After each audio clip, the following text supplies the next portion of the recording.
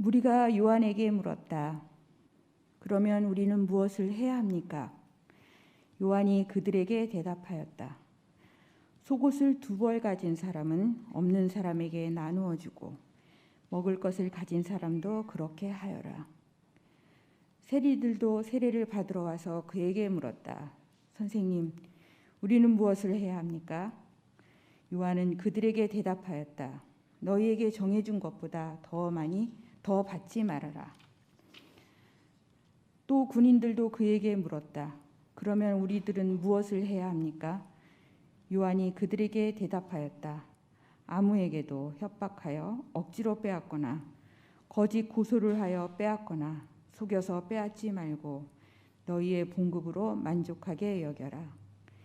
참 좋으신 우리 주님의 은총과 평강이 교우 여러분 모두와 함께 하시길 빕니다.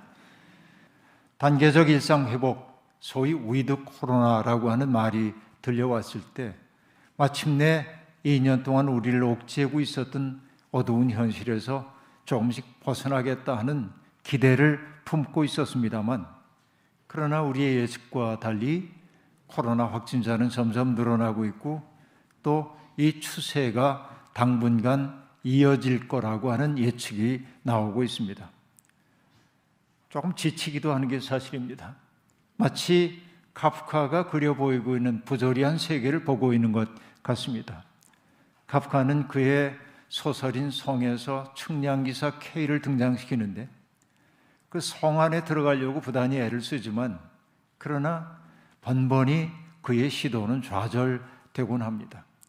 다가섰다 싶은 순간 성은 더 멀어져 있기 일쑤였습니다. 어쩌다가 들어가는 길을 찾아가 봐도 길은 점점 좁아지고 마침내는 막다른 골목에 다다르기도 하는 것이지요. 지금 우리의 형편이 꼭 이런 것만 같습니다. 마치 짙은 안개가 끼어 있어서 조금 더 앞을 내다볼 수 없는 상황이 계속되고 있는 것처럼 보입니다. 그러기에 우리는 더욱더 조심스럽게 한 걸음씩 옮겨가야만 합니다. 이 암울한 시기에 우리가 여전히 주님을 기다린다고 하는 것은 어떤 의미일까? 정말로 우리는 기다리는 것일까? 우리가 기다리는 대상은 어떤 분일까? 이런 심각한 질문 앞에 우리가 서게 됩니다. 너무 무거울지 몰라서 조금 가볍게 얘기해 볼까요? 1960년대와 70년대에 활동했던 펄 시스터스의 노래 커피 한 잔, 많은 사람들이 기억을 하더라고요. 젊은 사람들도. 그 노래는 정말로 기다림을 절묘하게 우리에게 보여주고 있습니다. 커피 한 잔을 시켜놓고 그대 올 때를 기다려 봐도 웬일인지 오지를 않네. 내 속을 태우는구려. 이게 참 기가 막힌 표현이죠. 그리고 그 다음에 나오는 구절들이 뭐냐? 8분이 지나고 9분이 와요. 1분만 지나면 나는 가요. 정말 그대를 사랑해 내 속을 태우는구려. 제가 이 가사를 읽으면서 어떤 생각이 들었냐면, 정말 1분이 지나면 그가 자리를 털고 일어날까? 여러분 생각은 어떠십니까? 그럴 수 없죠. 또 다른 10분을 정해놓고 10분 동안 마음을 아마 태우게 될 겁니다. 사랑하는 사람을 기다리는 것은 고통스럽기도 하지만은, 그러나 그것은 떨쳐버리기 싫은 달콤한 고통이기 때문에 그렇습니다. 그런데 여러분, 우리가 오지 않는 그분을 애태워 기다릴 때 우리의 마음속에 드는 생각들이 있죠. 내가 약속 장소를 잘못 알고 있는 것은 아닌가 하는 생각 말이죠. 틀림없이 그곳이라고 생각하고 그 자리에 가서 오기로 한 분을 기다리고 있는데 안 와요. 시간이 흘러갔습니다. 얼마 후에 전화가 걸려왔어요. 전화기 수화기 저 너머에서 들려오는 음성이 화가 나 있습니다. 도대체 왜 안 오는 거야? 어디가 있는 거야? 약속 장소를 잘못 알았던 것이죠. 그때 우리는 당혹감을 느낍니다. 정말로 기다리는 사람들은 오기로 했던 그이가 올 장소로 가 있어야만 합니다. 다시 오마고 약속하셨던 주님이 오실 자리가 어디일까를 우리는 묻고 또 물어야 할 까닭이 바로 거기에 있습니다. 어떤 암시도 없습니다. 다만 우리는 주님이 베들레헴 구유에 오셨다는 사실을 통해서 주님 오실 장소를 유추해 볼 수 있을 따름입니다. 주님은 화려한 옷을 입고 수많은 추종자들을 거느리고 붉은 카펫이 깔려 있는 곳으로 들어오실 리가 없습니다. 2000년 전 그러하셨던 것처럼 주님은 우리 사회의 구석진 곳, 아픔과 슬픔에 잠겨있는 사람들이 있는 곳, 서름이 북받쳐 올라 피울음을 삼키고 있는 사람들이 있는 곳으로 조용조용 다가가실 겁니다. 그곳에 가신다고 해서 주님이 그들의 모든 문제를 일거에 해결해 주실 리는 없지만, 그럼에도 불구하고 주님은 그들 곁에 머무시면서 그들이 곤경을 벗어날 수 있도록 힘을 북돋워 주실 것입니다. 기다림의 장소가 어딘지를 알아차리는 게 중요하다고 얘기했습니다. 또 하나 중요한 게 있다면 뭘까요? 내가 기다리고 있는 대상을 분명히 알아야 한다라는 사실입니다. 가끔 공항에 가보면은 공항의 입국장 게이트 앞에는 많은 사람들이 손 팻말을 들고 누군가를 기다리고 있습니다. 웰컴, 환영, 그리고 아무개 이렇게 적혀 있고 좋지 않은 사람의 이름이 밑에 적혀 있는 경우가 있습니다. 왜냐하면 한 번도 대면해 보지 못한 사람들이 서로를 알아보기 위한 표식이 그렇게 나타났다고 얘기할 수 있겠습니다. 그렇습니다.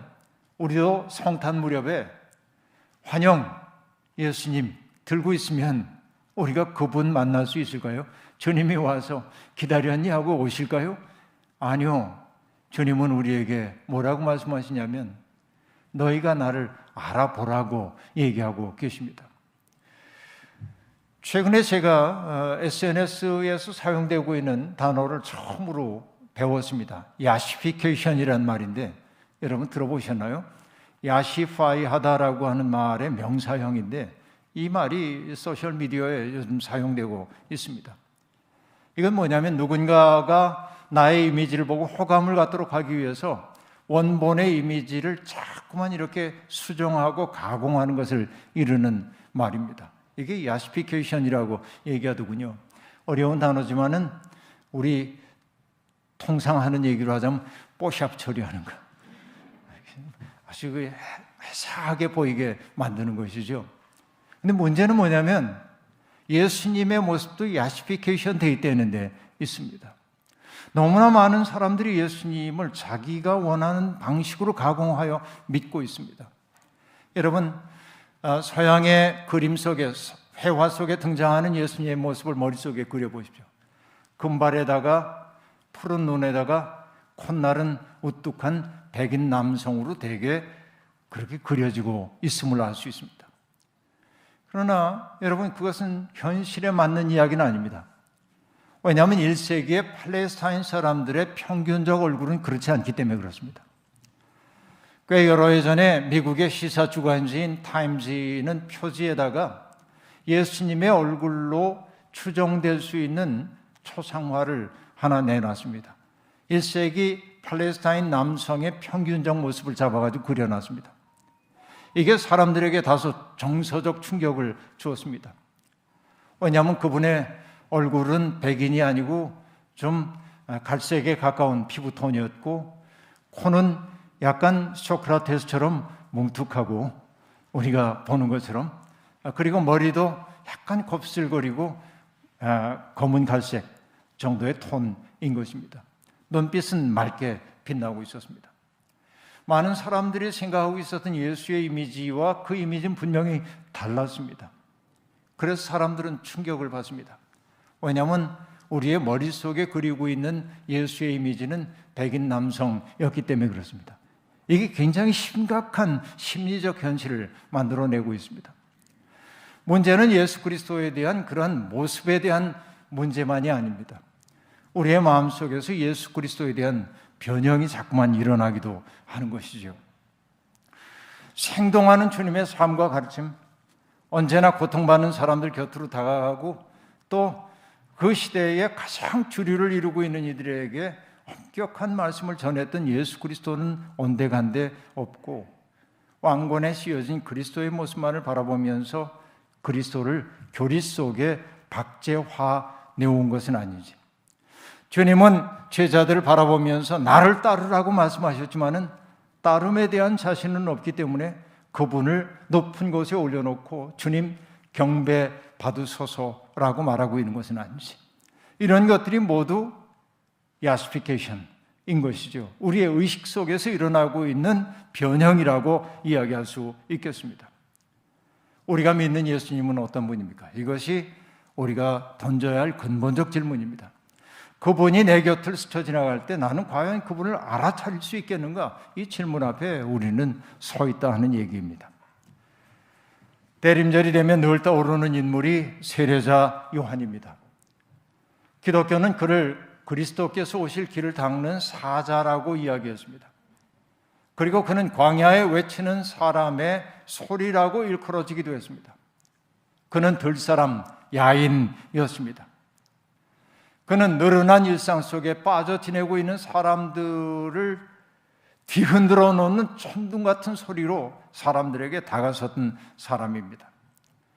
도시적 편안함 따위는 다 내던지고 활활 타오르는 횃불처럼 살았던 사람입니다. 그는 예수님처럼 고통받고 있는 사람들에게 다가가서 그들의 상처를 어루만지고 다정한 말로 위로해주고 이런 분 아니었습니다. 그는 거침없는 말로 인간의 마음을 습격하는 사람이었습니다. 세례자 요한은 친절하지도 않고 다정하지도 않았습니다. 우리가 적당히 어르고 달래는 말을 통해서 나 자신의 행동을 합리화할 수 있는 여지를 주지 않고 정말 칼날처럼 예민한 말로 우리의 양심을 습격했습니다. 그가 외쳤던 말이 무엇이죠? 독사의 자식들아, 누가 너희에게 닥쳐올 진노를 피하라고 일러주더냐? 여러분, 만약에 여러분 여기에 계신데 목사인 제가 여러분들을 보고 독사의 자식들아 그러면 여러분 어떨 것 같아요?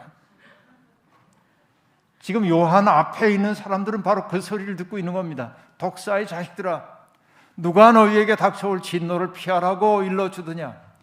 회개에 알맞는 열매를 맺어라. 너희가 속으로 하는 말 내가 다 알고 있다.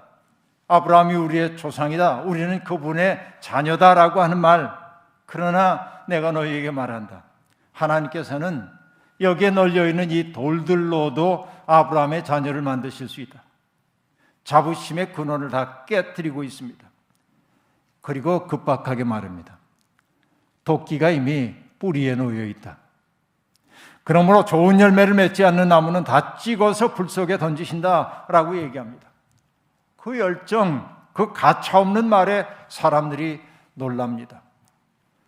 충격을 받은 사람들이 질문합니다. 자기도 모르는 질문이었을 가능성이 있습니다. 그러면 우리는 무엇을 해야 합니까? 이 질문이 중요합니다. 신앙생활은 답을 얻는 것이기도 하지만은 답을 얻기 전에 내 속에서 질문이 일어나야 합니다. 우리는 무엇을 해야 하겠습니까? 저는 신앙생활이란 고백을 삶으로 번역하는 과정이라고 생각합니다. 내가 고백하는 바를 나의 삶을 통하여 나의 손발을 통하여 현실이 되게 만드는 게 신앙생활이란 말이죠. 삶으로 번역되지 않은 고백은 불완전합니다. 우리는 모두 불완전한 생활을 하고 있다고 말할 수밖에 없겠습니다. 그런데 여러분, 번역한다는 거 쉬운 일이 아니죠. 책이 되었든 삶이 되었든 번역은 참 어려운 과정입니다. 저도 여러 권의 책을 번역해 봤기 때문에 그 과정이 얼마나 힘든지를 잘 압니다. 흔히 사람들은 외국어를 잘하면 번역 잘할 거라고 생각합니다. 아니요, 외국어 잘하지만 번역 엉망인 사람 많이 있습니다. 번역을 잘하기 위해서는 출발어, 그러니까 번역되어야 할 텍스트의 언어를 잘 아는 것도 필요하지만은 도착어, 옮겨져야 할 그 말도 잘 알아야 합니다. 우리로 얘기하면 한글도 잘 알아야 하는 거죠. 영어는 잘하나 한글 못하는 사람 번역 잘할 수가 없습니다. 반대도 역시 마찬가지입니다. 그런데 여러분, 이것을 신앙생활에 대입해 보십시오. 말씀을 삶으로 번역하려면 먼저 뭘 알아야 합니까? 말씀을 알아야죠. 텍스트. 성경이 우리에게 가르치는 바가 무엇인지를 정밀하게 알아야 합니다. 그러나 그것만 가지고는 안 됩니다. 우리가 살고 있는 현실, 곧 컨텍스트에 대한 이해도 정밀하지 않으면 안 됩니다. 그래야만 성경이 우리에게 말하는 말을 나의 삶 속에 옮길 수 있기 때문에 그렇습니다. 문제는 우리가 살고 있는 현실이 복잡하고 미묘하다는 데 있습니다. 정답이라고 여겼던 것들이 정답이 아닐 때가 많다는 데 있습니다. 나는 틀림없다고 생각했는데 나중에 알고 보니까 내가 오류임이 드러나기도 합니다. 이게 어쩔 수 없는 인간의 모습이기도 합니다. 성경은 우리가 날마다 직면하고 있는 모든 문제에 대한 답을 제시해 주지도 않습니다. 그러니 우리는 정말 고통스럽습니다. 한때 신학자들은 상황은 묻고 성경은 답한다는 말을 즐겨했습니다. 신학교 시절에도 그 말을 참 좋아했습니다. 어떤 상황에서든 성경을 향해 질문을 던지면 답이 나올 줄로 알았어요. 오래 살다 보니까 꼭 그런 건 아니에요. 답 없는 질문들이 너무 많아요. 그럼 우리 성경을 덮어야 할까요? 아니요, 우리는 분명히 알고 있는 게 있습니다. 우리의 일상의 모든 순간에 대한 답을 주지는 않지만은 성경은 우리에게 분명히 지향해야 할 방향은 가르쳐주고 있다. 사람이 사람답게 살기 위해서 하나님의 뜻대로 살기 위해 어떠해야 하는지를 분명히 가르쳐주고 있다고 말할 수 있겠습니다. 그렇게 우리는 더욱더 겸손하게 성경에게 길을 물어야 합니다. 나의 지식과 경험에만 의지하여 판단하다 보면 방향을 잃고 헤매기 일쑤이기 때문에 그렇습니다. 그리고 우리는 압니다. 하나님의 말씀 속에는 하나님의 숨이 깃들여 있고 그 숨은 우리 속에서도 작동하고 있다는 건 말입니다. 그래서 우리가 겸허하게 하나님의 말씀을 경청할 때 성령은 우리 속에서 우리가 마땅히 가야 할 길을 일러주기도 하는 겁니다. 그러면 우리는 무엇을 해야 합니까? 이 질문 앞에 요한은 일반적인 대답을 내놓습니다. 속옷을 2벌 가진 사람은 없는 사람에게 나누어 주어라. 먹을 것이 있는 사람도 그렇게 하여라 라고 말합니다. 우리가 무엇을 해야 할까요? 이 질문에 세례자 요한은 금식 기도를 해라, 철야 기도를 해라, 헌금을 많이 해라 이런 소리 안 합니다. 그가 가리키고 있는 것은 교리가 아닙니다. 삶입니다. 어떤 삶입니까? 고통받는 사람들의 처지를 헤아리는 사람이 되라고 하는 것이죠. 곧 나눔이 하나님의 뜻이라는 것입니다. 독차지하는 것은 하나님을 거스리는 일이라고 얘기합니다. 이것이 신앙의 본질입니다. 너무나 많은 사람들이 종교적인 언어에만 매달려 있는 경우가 있지만은 요한의 대답은 삶을 가리키고 있음을 알 수 있습니다. 불안하고 불확실한 미래를 위해 많은 것들을 축적해야 한다고 하는 세상에서 요한의 이 말은 마음에 들지 않습니다.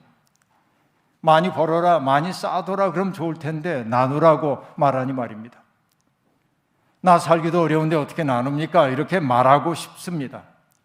그러나 여러분, 이 말씀 성경은 우리를 불편하게 하는 말씀일 때도 있습니다.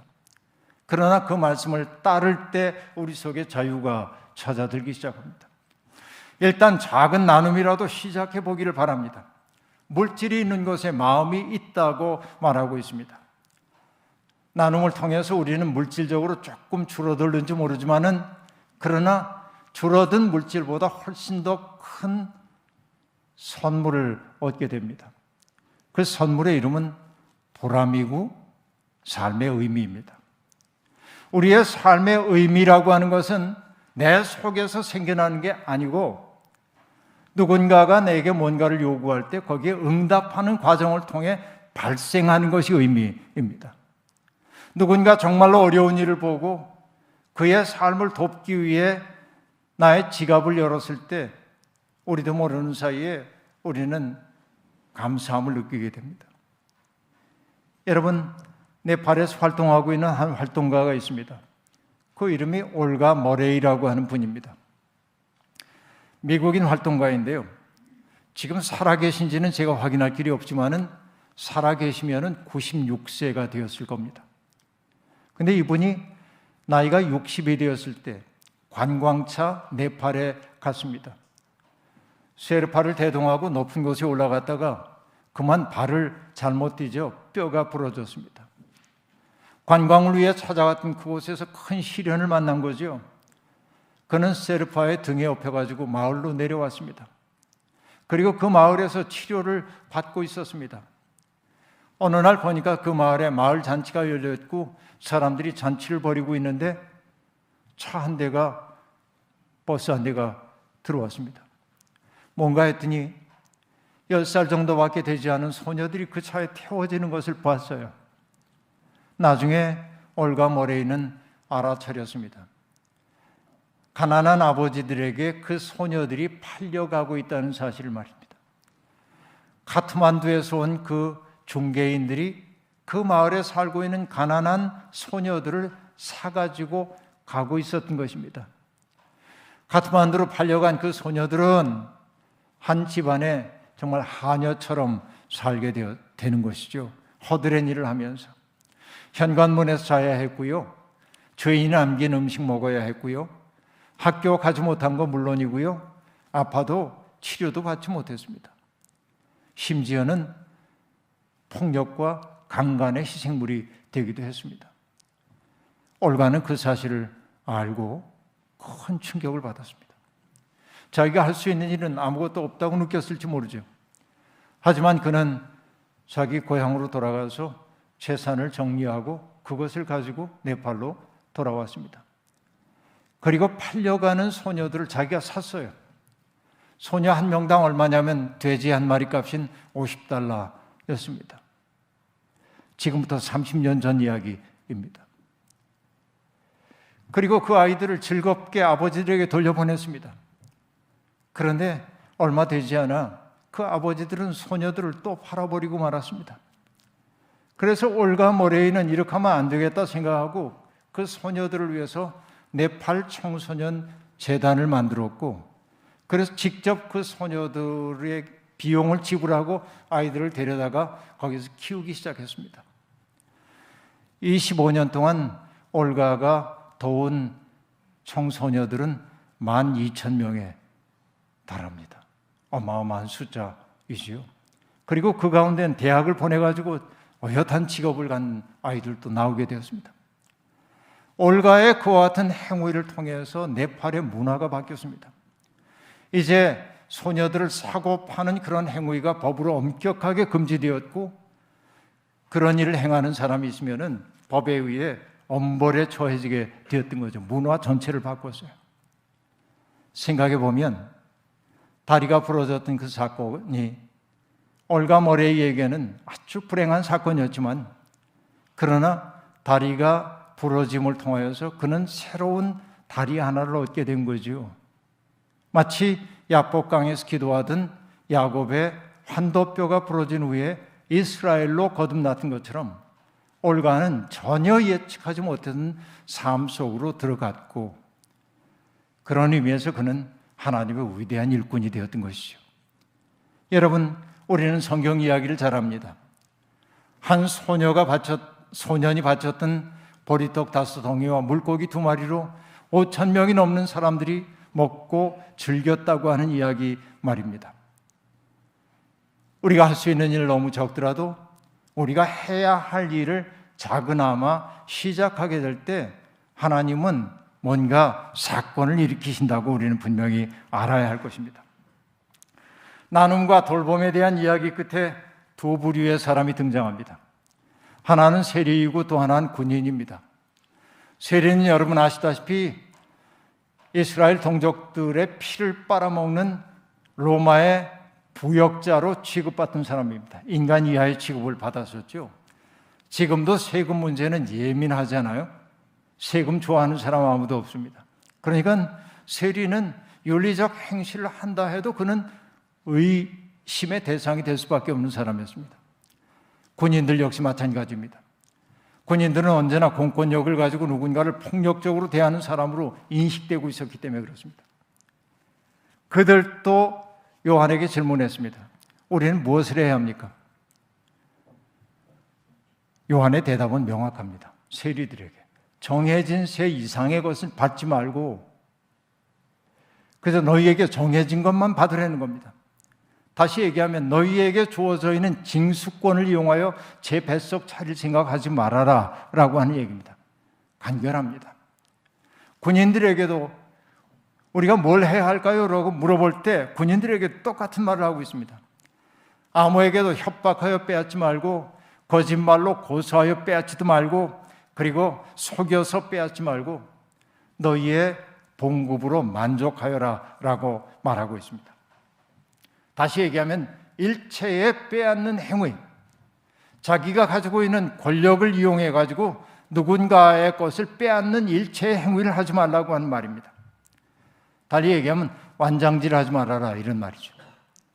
여러분, 소설가인 우리 윤은길 선생님이 완장이라고 하는 소설을 쓴 적이 있는데, 소설 다 소개할 수는 없지만은 한적 같은 시골 마을에 저수지 관리권을 둘러싸고 싸움이 벌어졌는데, 최 사장이라고 하는 사람이 동네 건달인 종술에게 그 저수지 관리인으로 임명을 하는 거죠. 그러면서 얘기합니다. 너 완장 두른 거라고. 네가 뭐든지 할 수 있다고. 그러자 종술은 폭군으로 변하는 거예요. 폭력적으로 변해요. 그가, 여러분, 이 윤홍길 선생이 들려주고 싶어하는 얘기는 무엇이겠습니까? 사람은 조그만 완장이라도 채워지면 뭔가 구실을 하고 싶어해요. 여기 칼이 이 속에 차여져 있으면 사용하고 싶은 게 인간이죠. 이게 인간의 권력 본능이에요. 그러니까 군인들에게 그 모든 일체의 권력 본능을 내려놔야 한다고 얘기하고 있습니다. 그러면 여러분, 오늘 본문 얘기 다 끝났죠? 그럼 끝난 건가요? 아니요. 이제 우리가 던져야 할 질문입니다. 우리는 뭘 해야 할까요? 이 자리에 앉아 계신 여러분 모두가 한번 질문을 해보십시오. 나는 무엇을 해야 할까요? 제가 여기에 있는 모든 분들을 직업군으로 분류해가지고 다 말할 수 없어요. 여러분 스스로 생각해 보십시오. 목사가 그에게 우린 뭘 해야 할까요? 라고 물으면 다양한 대답이 있겠지만 거룩함에 대한 이해와 해석을 독점하지 말고 진리를 알고 있다는 명분으로 사람들을 오도하지 말라고 할 것 같아요. 제겐 그렇게 들려와요. 그리고 정치가들이 우리는 무엇을 해야 할까요? 라고 말하면 공공에 속한 것을 사유화하지 말아라. 너희들에게 위임된 권력을 통해서 제이속 차리지 말아라 할 것 같아요. 집 부자들에게 우리가 뭘 할까요? 라고 물어보면 집 없는 사람들을 서럽게 하지 말라고 얘기하지 않을까요? 법률가들에게 우린 뭐 할까요? 라고 물으면 정의와 공의를 훼손하지 말라고 말할 겁니다.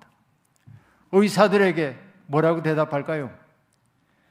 인생의 가장 어려운 때를 지나고 있는 이들을 무정하게 대하지 말고 정성껏 돌보라고 말하지 않을까요? 교사들에게 묻는다면, 교사가 묻는다면 성적에 따라 학생들 차별하지 말라고 할 것 같아요. 언론인들이 묻는다면 뭐라고 할까요? 자기 이익을 위해서, 자기 정파의 이익을 위해서 진실 호도하지 말라고 얘기할 것 같습니다. 어부들이 묻는다면 당장의 이익을 위해서 수자원을 남획하지 말라고 얘기하지 않을까요? 건축가들이 묻는다면 질 나쁜 자재를 이용하지 말라고 얘기하지 않을까요? 고용주들에게 묻는다면 일하는 사람들을 함부로 대하거나 수단으로 삼지 말고 환경 훼손하지 말라고 대답하지 않겠습니까? 이것은 여러분 한없이 늘어날 수 있습니다. 청년들이 만약에 우리는 무엇을 해야 합니까? 라고 묻는다면 뭐라고 할까요? 세상이 만들어 놓은 기준에 맞추느라고 인생 허비하지 말라고 할 것 같아요. 제겐 그렇게 들려와요. 일본의 작가인 마루야마 겐지가 들려주는 이야기가 있습니다. 오늘의 길들여진 젊은이를 보면서 나이 많은 작가가 이렇게 얘기합니다. 사회가 정한 평균적인 삶의 기준에서 아주 조금 벗어난 것만으로 허둥대고 뒤처졌다고 좌절하고 주눅드는 것처럼 꼴사납고 우스운 일은 없다. 이게 아니고도 재미있는 인생이 얼마든지 많다는 점을 알아야 한다. 여러분, 나이 많은 꼰대가 하는 소리입니까? 현실 모르고? 아니요, 인생은 이런 거죠. 바로 이런 것입니다. 우리에게는 의외로 괜찮은 삶의 가능성이 있어요. 남보다 앞섰다고 자랑할 것도 없고 남보다 조금 뒤쳐졌다고 낙심할 것도 없습니다. 중요한 것은 속도가 아니라 방향입니다. 깊이입니다. 내 이익을 확보하기 위해 다른 이들을 함부로 대하지 않는 것, 다른 이들과 함께 살기 위해 내 특권을 내려놓는 것, 다른 이들의 행복을 위해 마음을 쓰는 것, 이것이 주님을 기다리는 사람의 마땅한 자세가 아니겠습니까? 그런 삶을 사는 사람은 우리의 곁에 다가오고 계신 주님을 알아차릴 것임이 분명합니다. 그 아름다운 삶을 통해서 알아차리게 될 겁니다. 이 질문이 우리 앞에 있습니다. 나는 무엇을 해야 합니까? 좋은 세상, 따뜻한 세상 만드는데 장애가 되는 행동을 내가 하고 있는 것은 아닌가 생각해가면서 이 질문에 스스로 답해 보십시오. 우리는 아름다운 세상을 만들려고 하는 하나님의 꿈에 동참하라고 부름받은 사람들이기 때문에 그렇습니다. 질문이 깊어지면 성령께서는 분명히 답을 주실 겁니다. 성령이 주시는 그 답을 몸으로 살아내기 위해 애쓰는 우리가 되기를 소망합니다. 그리하여 주님께서 우리를 당신의 거처로 삼아주시기를 간절히 기원합니다. 아멘. 주신 말씀 기억하며 거듭의 기도 드리겠습니다. 하나님, 우리는 무엇을 해야 합니까? 진지하게 질문을 던질 때 주님은 우리가 어떻게 살아야 하는지 그 길을 분명하게 가르쳐 주십니다. 질문하지 않기에 답도 없었습니다. 성령께서 깨우쳐 주시는 그 삶의 길을 향하여 두벅두벅 걸어가는 우리가 되게 하옵소서. 그 길 위에서 우리보다 먼저 그 길을 걷고 계신 주님과 만나는 기쁨 누리게 하옵소서. 예수님의 이름으로 기도하옵나이다. 아멘.